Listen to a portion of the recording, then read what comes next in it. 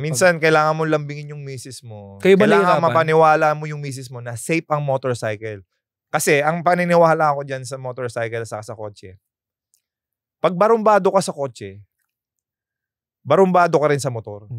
Tama naman. So, kung barumbado ka sa kotse, maaksidente ka din.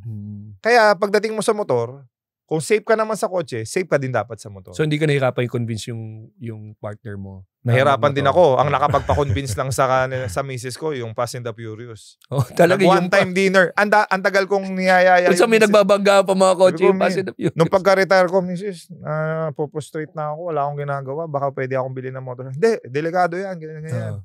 Nag-dinner kami one time. Kasama ko si Kagiwa, saka si JJ Helterbrand. Tapos nagkikwentuhan silang dalawa.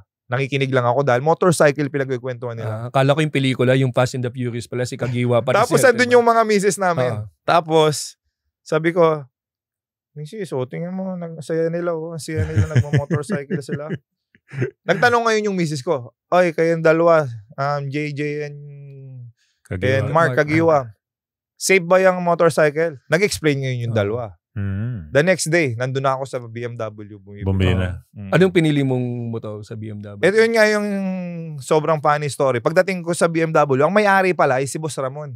Okay. RSA. So nakilala ako dahil syempre, ever since Pure Food, Ginebra, San Miguel, yan naman yung tatlong team na PBA ko talaga eh. Never ako napunta sa kabilang side, sa MVP Group. So kilala ako nung mga, nung mga agent. And then, sabi, pinasabi sa akin, iuwi mo na daw to. Hindi pa ako marunong. Pinauwi sa akin yung GS. Maganda. GS agad, malaki agad. Sabi ko, hindi pa ako marunong eh. Alika, tuturuan kita. Doon ako tinuruan nung so clutch and everything. Inuwi ko. So pag uwi ko, nasa EDSA ako, namamatay lagi yung, kasi, yung cambio. Primera. Nagkukos ako ng traffic. Binubusinahan ako ng mga nasa likod ko. Sabi ko, relax lang kayo, bago lang ako. So, pauwi ako, tapos nung gabi, nag-training na ako, practice na ako. Kasi mabigat din yung big bike di ba? Oo, mabigat ang GS. Kasi iba yan sa scooter eh.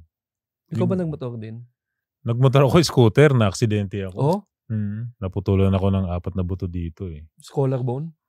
Bakit? Anong ginawa mo?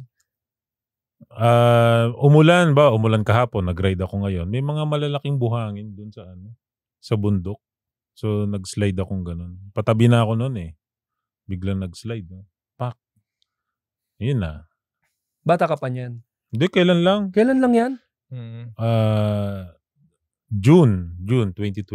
Yun yung nagra-ride na. I remember that kasi si Kuya Yancy, nakakasama namin yung big brother niya. Naka-big bike din. So, nakapagkwentuhan namin to. Ang tawag daw sa ginawa niya ay katang. Kasi, binrake mo yung harap, right? So, pag binrake mo kasi yung harap sa underbone, walang ABS yan eh. So, i-slide ka niya. So, kaya nabali yung dito niya. Sabi ni Kuya yan. Kasi, dapat i-invite na namin siya sa mga ride namin eh. Kasi 2020 yun eh. Doon pa lang talaga yung peak nung pagra-ride namin.